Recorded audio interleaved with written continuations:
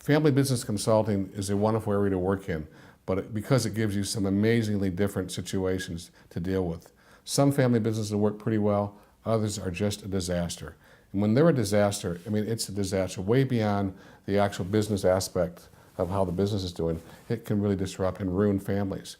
And it's, from a personal perspective, having growing up in a family business my entire life and having been a CEO of that family business as a third generation, family business, I've seen, positive attributes and negative attributes. The challenge of a family business is to sort through very, very upfront, are you running the business as a business or are you running it for the family?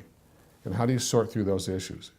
And they can coexist just fine, but it really needs to have a very careful discussion with all the stakeholders in the family business, which can be anything from your cousins or brothers and sisters and moms and dads and spouses, the broad variety of people that have a stakeholder interest in the family business. And so it's very important to be able to communicate well and to be able to articulate what's important to these various groups. Once you can sort through what the family values are and what's important for the family, you then can move into how you're going to operate the business. Quite often what we would suggest is you have a family council that you create with family members to kind of sort through what's important to the family. What are their family values? What's important in terms of wealth creation, returns on investment for their stock, distributions, employing other family members. What's this family business really supposed to be about? And of course, quite often you have multiple generations. You'll have the father, perhaps the founder, and the offsprings. And so each could have a different perspective of what's important. So that's really important to start there and sort through that. And the family council is a great way of setting that up and also having a more permanent governance structure to deal with issues as they come up over time, as they always do, as people's needs change. Thereafter, you have to figure out how to run the business.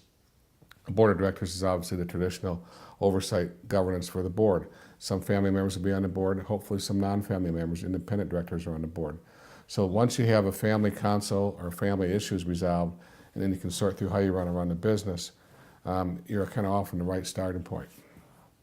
The one thing you don't want, just think, if you started your own family business, and starting a business, as we all know, is very difficult. I mean, it's blood, sweat, and tears. The first generation of getting it going out of the ground from zero to whatever it ends up is a tremendous sacrifice.